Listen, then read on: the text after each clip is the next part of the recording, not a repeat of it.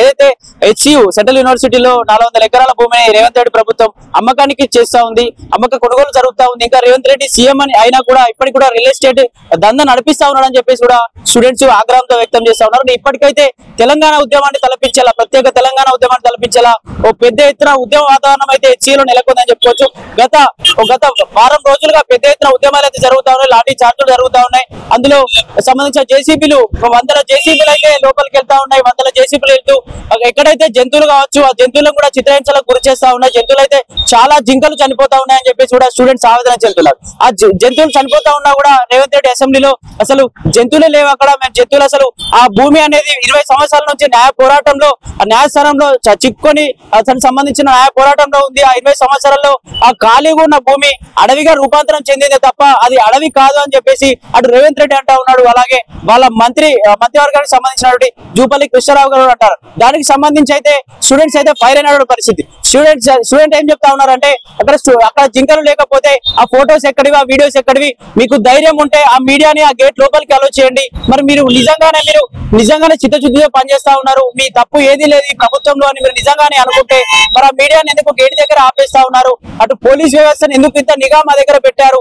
ఒక్కసారి మీడియాని కావచ్చు, అలాగే మీడియాని ఒకవేళ మీరు నిజంగానే మీడియాని లోపలికి అనుమతి చేయకుంటే మరి నిజంగానే మీరు రేవంత్ రెడ్డి గారు, మీ సీఎం గారు కావచ్చు, లేకపోతే ఇతర మంత్రివర్గం కావచ్చు, ఎవరైనా ఒకసారి లోపలికి వచ్చి సందర్శించే ప్రయత్నం చేయండి. ఇక్కడ జంతువులు కావచ్చు, రకరకాల చెట్లు, 700 రకాల చెట్లు ఉన్నాయి, ఎన్నో రకాల జంతువులు కూడా ఉన్నాయి, అన్ని చిత్రవదకు గురి చేస్తా ఉన్నారు. ఆ జేసీబీల సౌండ్ రాత్రికి రాత్రి మీరు జేసీబీలు తీసుకొచ్చి ఆ చెట్లను ఎందుకు కూల్చివేయాల్సి వస్తుంది అని చెప్పేసి కూడా స్టూడెంట్స్ అయితే ఆగ్రహం వ్యక్తం చేస్తా ఉన్నారు. మరి ఈ రోజు అయితే ప్రెసెంట్ గా గత వారం రోజులుగానైతే అక్కడ ప్రొటెస్టులు చేస్తూ టెంట్స్ వేసుకొని అక్కడ తెలంగాణ ఉద్యమం సంబంధించిన పాటలు పాడుకుంటూ, అటు గద్దెల పాటలు కావచ్చు, ఏదైతే తెలంగాణ ఉద్యమాన్ని ఉధృతం చేశాయో అట్లాంటి పాటలు పాడుకుంటూ కూడా పెద్ద ఎత్తున HCU దగ్గరనైతే నిరాహార దీక్షలు, సమ్మెలు, రాస్తారోకోలు కూడా చేస్తా ఉన్న పరిస్థితి. నిన్న అలాగే ఈ రోజు సెక్రటేరియట్ లో ముట్టడికి పిలుపునిస్తున్నామని చెప్పేసి కూడా ఇన్ఫర్మేషన్ ఇచ్చిన పరిస్థితి. దీనికి సంబంధించి ఇక్కడ చూసుకున్నట్టయితే చాలా మంది పోలీస్ బందోబస్తు కూడా ఉన్నట్టుగా తెలుస్తా ఉంది. ఎక్కడ పడితే అక్కడ దాదాపు మెయిన్ లీడర్స్ ఎవరైతే HCUకి సంబంధించిన మెయిన్ లీడర్స్ ఉంటారో వాళ్ళందరూ కూడా ఎక్కడెక్కడ అరెస్టులు అయితే అయిపోయిన పరిస్థితి. కొందరు మెయిన్ లీడర్స్ ఎవరైతే సెంట్రల్ యూనివర్సిటీ సంబంధించిన మెయిన్ విద్యార్థి నాయకులు ఎవరైతే ఉంటారో వాళ్ళని ఎక్కడ పడితే అక్కడ అరెస్ట్ చేసేసి కొందరు వాళ్ళ ఇంటి దగ్గరనే హౌస్ అరెస్ట్ లో కూడా చేసిన పరిస్థితి. ఎక్కడ కూడా స్టూడెంట్స్ అయితే ఆనవాళ్ళు కనిపించట్లేదు. ఎందుకు అంటే ముందు అరెస్ట్ అయితే చేసేసారు. ఇక్కడ చూసుకున్నట్లయితే చాలా మంది పోలీస్ బందోబస్తు అయితే చూసుకోవచ్చు. ఎక్కడెక్కడ వాళ్ళని అరెస్ట్ చేసి ఒకవేళ అలానే ఇంకెవరైనా మిగిలిపోయిన వారు వస్తే అరెస్ట్ చేసేసి తీసుకెళ్లే ప్రయత్నంలో భాగంగా ఇక్కడ చాలా మంది అక్కడ వాటికి సంబంధించిన వెహికల్స్ అయితే తీసుకొని వస్తున్న పరిస్థితి. ఇక్కడ చూసుకోవచ్చు నిజంగానే పోలీసులు అయితే చాలా పగడబందీగా ప్లాన్ చేసినట్టు తెలుస్తుంది. ఎక్కడ పడితే అక్కడ బారికేడ్లు వేసుకుని టెంట్ వేసుకుని అలాగే వాళ్ళకి సంబంధించి ఆ ఎంతమంది వస్తారో తెలియక చాలా వెహికల్స్ అయితే ఇక్కడ పెట్టినటువంటి పరిస్థితి. ఇప్పటికే కొన్ని వందల మందిని అరెస్ట్ చేసేసామని కూడా చెప్తా ఉన్నారు. ఇక్కడ మీడియా రాకుండానే ముందే అరెస్ట్ చేసేసి ఎక్కడ వాళ్ళని అక్కడ గృహ నిర్బంధాలు చేసేసి కూడా పెట్టేశామని చెప్తున్నారు. అయినా కూడా HCU స్టూడెంట్స్ ఈ రోజు అయితే HCUకి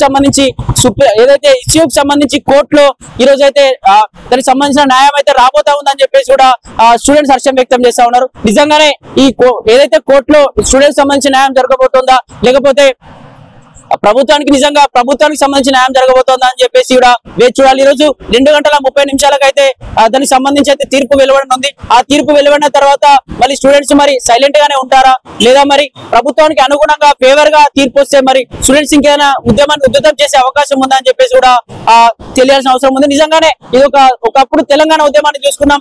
నెక్స్ట్ అలాగే ఒకప్పుడు తర్వాత లగచర్ల ఇష్యూ, ఏదైతే లగచర్ల ఇష్యూలో కూడా కొన్ని వందల భూములని వాళ్ళ పర్మిషన్స్ లేకుండా ఫార్మా కంపెనీ ఏర్పాటు చేస్తాం, ఎంటుకొక ఉద్యోగం ఇస్తాం, 250 గజాల భూమి ఇస్తాం, మీకు కొన్ని ఎకరాల భూమి ఇస్తాం, డబ్బులు ఇస్తాం, అధిక ఏదైతే మీకు సంబంధించిన భూమికి సంబంధించిన ఎక్కువ విలువను కట్టిస్తామని చెప్పేసి కూడా అక్కడ ఉన్న లంబాడి వల్ల కావచ్చు ఇతర గ్రామస్తులందరికీ కూడా చెప్పే పరిస్థితి. వాళ్ళు కూడా చాలా సార్లు చెప్పారు, మేము ఈ కాంగ్రెస్ ప్రభుత్వాన్ని BRS ప్రభుత్వంలో మా జీవితాలు బాగుపడలేదు, మా పిల్లలకు ఉద్యోగాలు రాలేదు, మాకు తగిన నిత్యావసర సరుకులు రాలేదు, అలాగే మాకు సంబంధించినటువంటి పొలాలు సరిగా పండలేదు, బోర్లు సరిగా పోయలేదు అని అని చెప్పేసి, కనీసం ప్రభుత్వాన్ని చేంజ్ చేస్తేనన్నా మాకేమైనా న్యాయం జరుగుతుందో అని చెప్పేసి కూడా వాళ్ళు పెద్ద ఎత్తున అయితే నిరసనలు రాస్తారోకోలు చేస్తే వాళ్ళకు సంబంధించి 8 ఎకరాలకు సంబంధించి తీర్పు అయితే వచ్చి వాళ్ళు ఇప్పుడు సంతోషంగా ఉన్న పరిస్థితి. అది మరొక ముందే నెక్స్ట్ ఇక్కడ HU సెంట్రల్ యూనివర్సిటీలోని 400 ఎకరాల భూమిని మేము రియల్ ఎస్టేట్ పార్క్ ఏర్పాటు చేయబోతా ఉన్నామని చెప్పేసి కూడా రేవంత్ రెడ్డి గారు చెప్తా ఉన్న పరిస్థితి. అయినా ఇప్పటికి కూడా అన్ని ప్రొటెస్టులు చేసిన తెలంగాణ ఉద్యమాన్ని తలపించాలి ఇంత పెద్ద ఉద్యమాలు ఇంత నిరసనలు ఇన్ని ముట్టలు చేసినా కూడా రేవంత్ రెడ్డి కనీసం స్పందించడం లేదని చెప్పేసి కూడా అక్కడున్న ఎవరైతే HU సంబంధించిన విద్యార్థి నాయకులు కావచ్చు, అందులో ఉన్న స్టూడెంట్స్ అందరూ కూడా పెద్ద ఎత్తున వాళ్ళకు సంబంధించిన క్లాసెస్ అన్నిటిని కూడా క్లాసెస్ లోకి వెళ్లకుండా క్లాసెస్ ను బైకట్ చేసుకొని వచ్చి కూడా పెద్ద ఎత్తున వాళ్ళ భూమిని కాపాడుకోవడం కోసం, వాళ్ళ HU యొక్క ఆనవాళ్ళను కాపాడడం కోసం, అందులో ఉన్న కొన్ని వందల జంతువులను కాపాడడం కోసం ఇప్పటికే హైదరాబాద్ లో గ్రీనరీ తగ్గిపోయింది. ఆక్సిజన్ అందరికి ఇబ్బంది పడతా ఉన్నారు. ఈ పొల్యూషన్ వల్ల, ఈ వెహికల్స్ నడవడం వల్ల పొల్యూషన్ ఎక్కువైపోయి మేము ఎక్కువ ఆక్సిజన్ పీల్చుకోవడానికి ఇబ్బంది పడతా ఉంది. ఉన్న కాస్త ఒక 20% గ్రీనరీ ఉంది అంటే HUకి సంబంధించిన 400 ఎకరాలు అది కూడా మీరు కూల్ చేస్తాం, కాజేస్తాం, కొనుగోలు చేసేస్తాం, రియల్ ఎస్టేట్ ఫార్మా కంపెనీ చేసేస్తామంటే మేము ఎలా ఊరుకుంటాం? నెక్స్ట్ భావితరాలకు ఆక్సిజన్ ఎలా అందుతుంది? ఎలా బతకగలుగుతారు ఫ్యూచర్ లో? ప్రభుత్వాలు ప్రజలకు మేలు చేసేలాగా, స్టూడెంట్స్ కి మేలు చేసేలాగా, నిరుద్యోగులకు మేలు చేసేలాగా ఉండాలి. కానీ ఇలా ఈ విధంగా ఒంటెద్దు పోగడలకు పోతే మాత్రం బాగుండదు అని చెప్పేసి కూడా స్టూడెంట్స్ అయితే ఆగ్రహం వ్యక్తం చేస్తా ఉన్నారు. చూడాలి మరి ఈ రోజు అయితే స్టూడెంట్స్ ని ఎక్కడ పడితే అక్కడ ముందస్తు అరెస్ట్ అయితే చేసేసారు. చూసుకుంటే పోలీసు బందోబస్తు ఇంకా ఉంది. మరి నెక్స్ట్ ఇంకెవరైనా రాబోతా ఉన్నారా అని చెప్పి చూసే ప్రయత్నం చేస్తే మీరైతే తీర్పు రానుంది.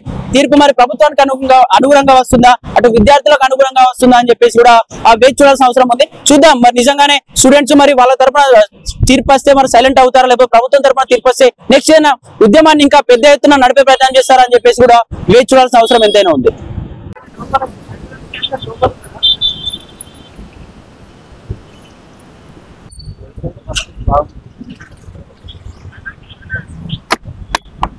మరి